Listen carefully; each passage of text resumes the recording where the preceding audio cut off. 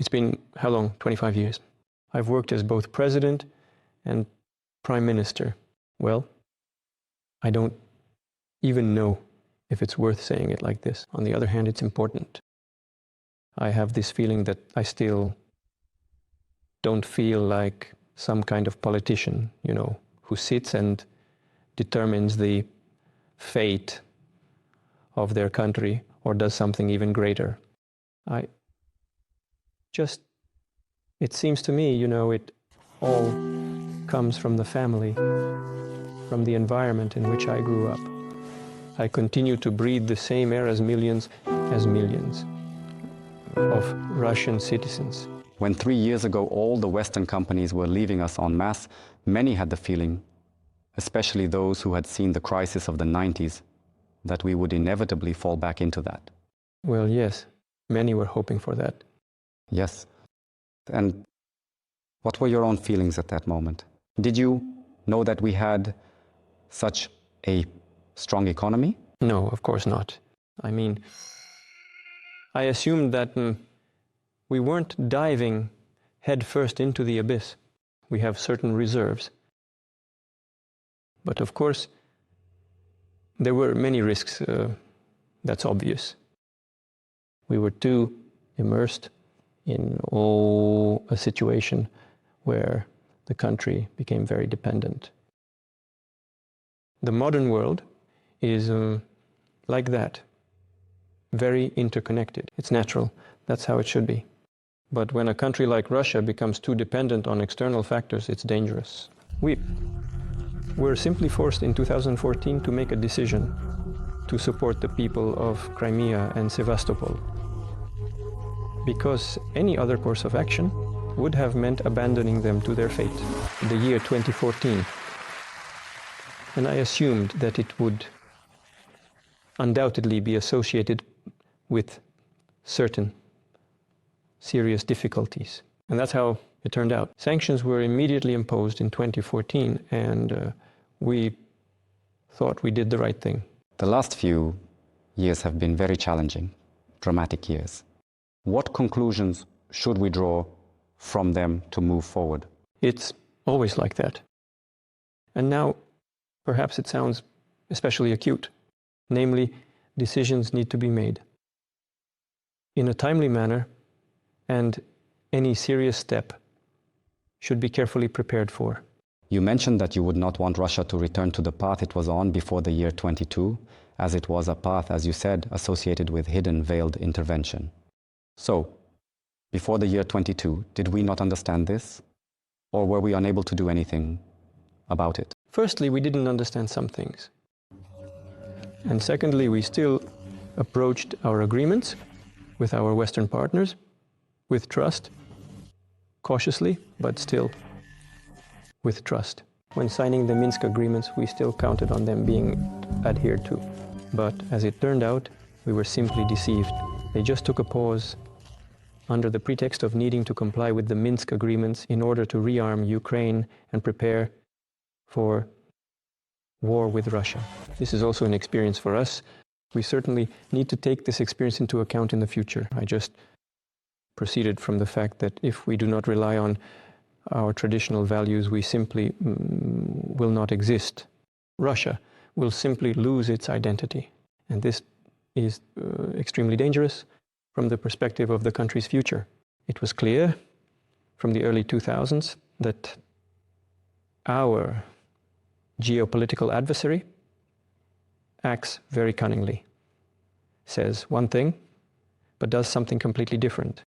I also didn't understand everything right away, started conveying to my colleagues, look, you say this, but you do that. Well, for example, you not only support separatists in the Caucasus, but you support fundamentalists in the Caucasus. You yourselves call them terrorists. Yet you encourage their activities here and moreover support them. And here is the evidence. And I presented this evidence. They nodded their heads saying, yes, all right, we will sort it out now. And nothing. And everything is exactly the opposite. This civilized world decided that Russia had weakened. That means the historical Russia, known as the Soviet Union, had collapsed and its remaining parts needed to be finished off. And the largest of them is the Russian Federation. It also needs to be divided into 4 or 5 parts. The responsibility for the future of the country lay on me. Russia will either be independent and sovereign, or it will not exist at all. And this is what I wanted to convey to our partners, whom I referred to as colleagues back then, hoping that they would listen and somehow adjust their attitude towards Russia. But unfortunately, it was not heard.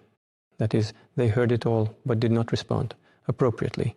Ultimately, this led to today's tragic events in the Ukrainian direction. When you gave the order to start the special military operation, did you realize that it would lead to such significant changes in our society that even these seemingly half-forgotten, deep forces of the people would rise? After all, there was probably a danger of a completely different scenario. I not only thought about it, but I was hoping for exactly that.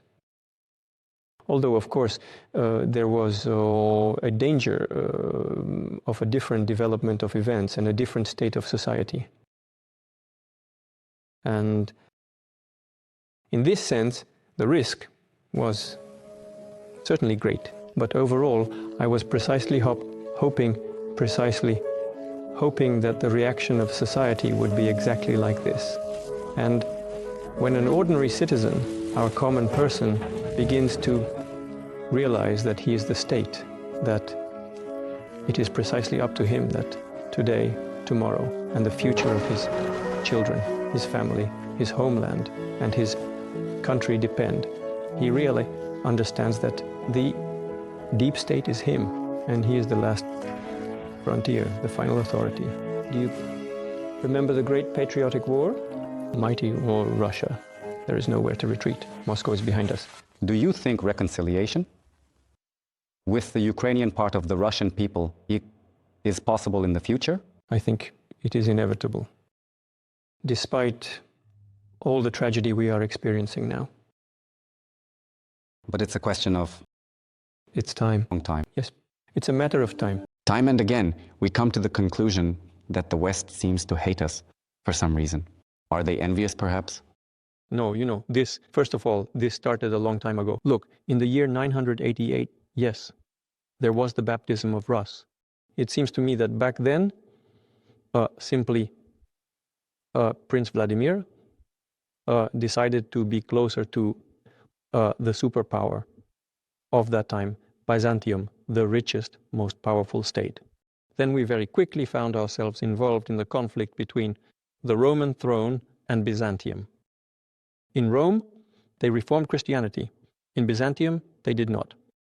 And we considered ourselves to be the successors of true Christianity. Moscow is the third Rome, and there will not be a fourth. We are the real Christians. As soon as Russia weakened as a result of the Mongol invasion, which ultimately fragmented the country, it weakened. And there you have the attempts by the Swedes to seize part of the Novgorod lands. And in the year 1240, yes, the battle of Alexander, who earned the nickname Nevsky, he defeated the Swedes. And then 2 years later, I believe, the battle on the ice on Lake Peipus with the Crusaders, the year 1242. It was generally believed that civilization did not exist at all east of Poland's border. And to civilize this territory, Catholicism needed to be brought there.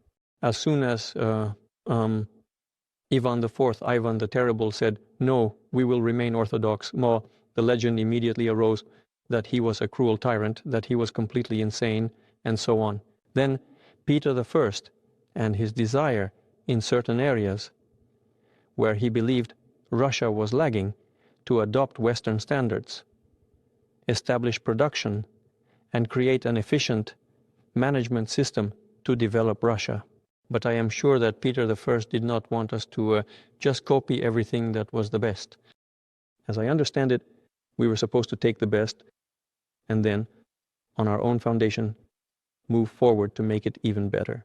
After all, at the core of Western culture, Catholic and Protestant culture, material well-being is always placed first. Yes, there are spiritual aspects there too. Like, of course, no? But material success is still the measure. In Russia, no. In Russia, in a broad sense, they always talk about the moral foundation. Such a global idea is always present, moral and ethical.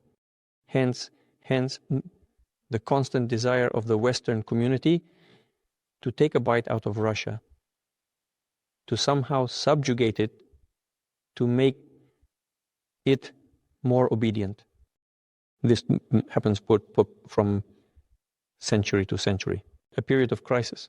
But for the first time in my life, I got down on my knees.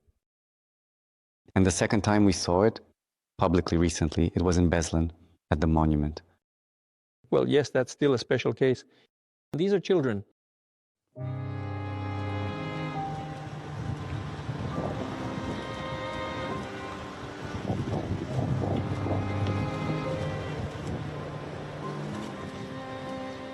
This, I think, for those who experienced it, who know it at least, it will stay with us forever.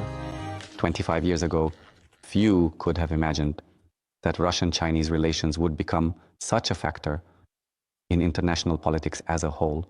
And you had already started building relations with China back then. How did you know? Of course, often it was difficult to say with 100% certainty what the quality of our relations would be. Today, these are not empty words, truly have a strategic, profound character. Why? Because firstly, our national interests coincide. First. Second, why did we start back then? After all, we had very smooth and quite decent relations with the West as well. Moreover, as you remember, well, you should remember, they even sent humanitarian aid in large quantities. Moreover, I think that people did this. If we are talking about specific individuals, they did it sincerely and profound. Despite any problems of today, we should always be grateful to these people for this sincere desire to support Russia. And even then, the first signs appeared that the center of economic growth would shift to the Asia-Pacific region, not only to China, but also to other countries in this region. Among other things, we are neighbors and should build good relations so that this becomes a positive factor for the development of both countries. And so gradually, brick by brick, we didn't build a new Great Wall of China, but we built a common foundation for our relations. And today this works especially effectively because the turbulence in the world has not decreased, but only increased. And we have such reliable, stable relations that by their very existence strengthen stability in the world.